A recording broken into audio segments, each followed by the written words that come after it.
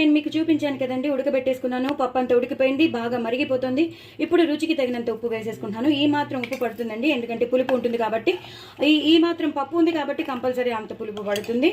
So అలాగే ఆవాల మెంతుల పొడి కూడా కొంచెం వేసేసుకుంటాను టేస్ట్కి. ఆవాల మెంతులు డ్రై రోస్ట్ చేసిన పొడి వేసేసుకున్నాను. ఇప్పుడు నేను పోపు పెట్టేస్తానండి. ఇంకా మరగక్కర్లేదు, బాగా మరిగిపోయింది. కొంచెం కొత్తిమీర, కొంచెం కరివేపాకు ఇవి వేసేసి మీరు కలిపేసుకోవాలి. లాస్ట్లో కొంచెం మళ్ళీ వేసేద్దాం.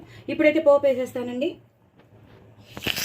ఆవాలు, జీలకర్ర, ఎండుమిరపకాయలు, అలాగే ఇంగువ కొంచెం ఎక్కువ వేసుకోండి, అప్పుడే బాగుంటుంది. ఆ ఫ్లేవర్ అనేది వస్తే బాగుంటుంది. ఇంగువ వేసేసాను. అలాగే కారం. నేను ఎప్పుడు చెప్తాను సాంబార్కి, చారులోకి, ఇలాంటి పప్పుల్లోకి నేను వేస్తానని. బాగా వేగిపోయింది, ఇంకా అసలు వేగిపోవాల్సిన అవసరం లేదు. ఆ కారం అంతా వేగిపోయింది. దీన్ని మెల్లిగా మనం ట్రాన్స్ఫర్ చేసేస్తాం. అంతేనండి, పప్పు అయిపోయింది. దయచేసి నా ఛానల్ సబ్స్క్రైబ్ చేసుకోండి, సపోర్ట్ చేయండి. చాలా చాలా బాగుంటుంది. పిల్లలకి హాలిడేస్ కాబట్టి, చింత చిగురు ఈ సీజన్లో వస్తుంది కాబట్టి తప్పకుండా చేసుకోండి. చాలా చాలా పుల్లగా, చాలా కమ్మగా ఉంటుంది. లాస్ట్లో మాత్రం మీరు మర్చిపోవద్దు, ఒక స్పూన్ నెయ్యి మాత్రం కంపల్సరీ పప్పులో వేయండి. చాలా చాలా టేస్ట్ వస్తుంది. మీరు ఒకసారి గమనించండి. నా ఛానల్ మాత్రం సబ్స్క్రైబ్ చేసుకోండి. అసలు మర్చిపోదండి. బాయ్ అండి.